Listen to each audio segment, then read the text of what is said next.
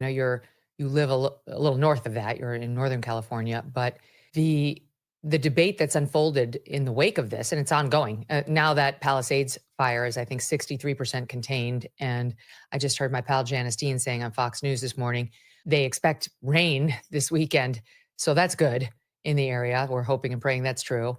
But the whole thing has been a level of incomp that we haven't seen in recent history. I mean, it's just been absolutely devastating. And the intense focus by the LAFD on DEI and promoting the fact that the fire chief is a lesbian and so are her top two lieutenants, which no one cares about at all. She just keeps introducing it into the national conversation, has led to a lot of commentary, mostly on the right. But to his credit, enter Bill Maher on the matter. She's gonna get into the Bill Maher segment where he went off on the fires. I'm going to take this a little bit different off of this reaction with Megyn Kelly on the Megyn Kelly show with Nicole Shanahan there. I'm going to take this off of the fires and more to the larger countrywide DEI discussion.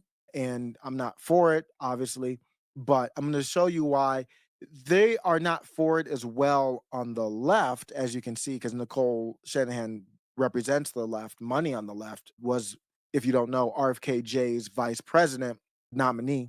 And then I'm going to end. You don't want to miss with this ending here. If you haven't seen this on X already, from Colin Rugg is the one that spread it on X, but it's on MSNBC, that Eli Mistal has another one. He's the one who said the Constitution's kind of trash. He has another whacked out statement on MSNBC. So I'll end the segment with that. Let's get back to Megyn Kelly. On his show this past Friday, and here's a little bit of that. Look me in the eye and tell me anyone could have done worse. We just got our ass kicked by fire. The good news is our fire chief is a lesbian. Am I against a lesbian being chief? Of course not. Do I think a lesbian can do the job? Of course I do. And maybe she's the best person for the job. Or maybe they really wanted a lesbian in that job and she's just the best lesbian for the job. And with essential services, that's not good enough. Crowley's official bio says Chief Crowley leads a diverse department, creating, supporting, and promoting a culture that values diversity, inclusion, and equity while striving to meet and exceed the expectations of the communities. Well, you didn't exceed my expectations, which was that the whole city wouldn't burn down. Mm-hmm. Fair?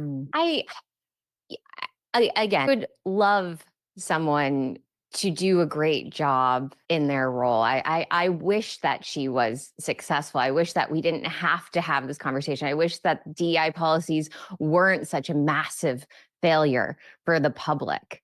I am a classic liberal who, loves to see diversity in the state of California, but it has to be around egalitarian merit. And that is not what's happened here. Our controller, you see how the left is difficult because it's like, you're not there.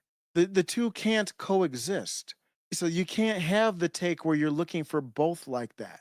Manages the finances of our state. She ran on DEI, and that was pretty much her biggest platform. You cannot make that your biggest platform when you are running for these roles. I'm sorry, it is inappropriate. It is not what makes you qualified for the. So it's not your biggest platform. So what part of the platform is it?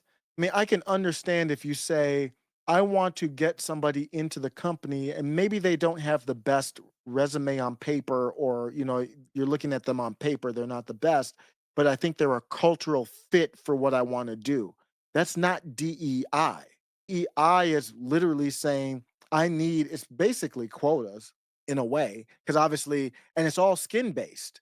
Because when I'm looking at culture, it's not skin based. Do you think I would fit in a culture with Tariq Nasheed? Or, I mean, I actually like Vicky Dillard, who's cool, but I wouldn't fit in their culture though. I wouldn't be able to sit in the room with them and brainstorm about the next objectives.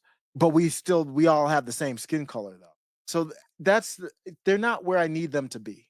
These roles, what makes you qualified for these roles is your understanding of how to execute very, very well. And in the case of LA and the fires, we needed that reservoir full. We needed the departments well funded. We needed the fleets of vehicles properly maintained.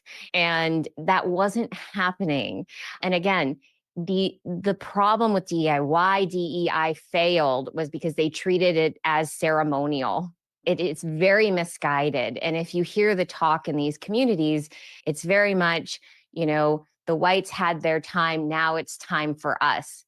And they treat it as if it's the ceremonial passing of the guard from one group of ethnicity to another group of ethnicities. But that is wrong. That is not how you govern. I'm sorry. Mike has bad knees, always with great comments. This is true. I read something here. Let me look it up. I did read something the comment is Mike has bad knees says the group that benefits the most from DEI are white women. And so I just looked that up in perplexity. Studies indicate that white women have gained the most from DEI and affirmative action policies. White women hold the majority, 75 to 80% of executive DEI roles, and have the longest tenures in these positions. They have made significant gains in education and workforce participation as a result of decades of affirmative action policies. They say white women occupy executive level DEI roles compared to other racial groups. Several factors. Proximity to power is that's a very leftist term, but this is perplexity I'm reading here. Summarizing it, white women often have close societal and familial relationships with white men in leadership positions, numerical advantage, cultural capital. So yeah, what is it? How do you even, and that's the problem. And thank you, Mike has bad knees. This is the problem with doing a scorecard on skin color. So now you do a scorecard on skin color, and now we see, well, if that's the world you're in, it's benefiting white women. So what's going on? Wait until the end where I give you that Eli Mistal. He crashes the hell out on MSNBC. Sorry. And if that did lead to success, it would be the first time in human history that merely basing competition on skin color, it conflates these things that are completely incompatible. And so it's not that it's wrong on its face, is that it doesn't work, right? It really doesn't work. It is wrong on his face. The idea of diversity is wonderful, but it can't be racist. And so, again, they're conflating two terms, diversity and the function of racism. And so it's problematic. We need to go back to common sense. Common sense requires us to look at an individual for their work and their actions and that alone, and not for their skin color. It's so crazy. I mean, I hear you say, I'm like, on behalf of all white people, our time is not over. It's not, just like it's not over for Asians or brown people or Black people. It is the American people's time. That's it. Irrespective of your color, you've got a shot. Work hard, try harder. Look at JD Vance. He has zero family advantages other than love and a grandma who really believed in him. He had a drug-addled mother. His father abandoned him. He's now our sitting vice president. It's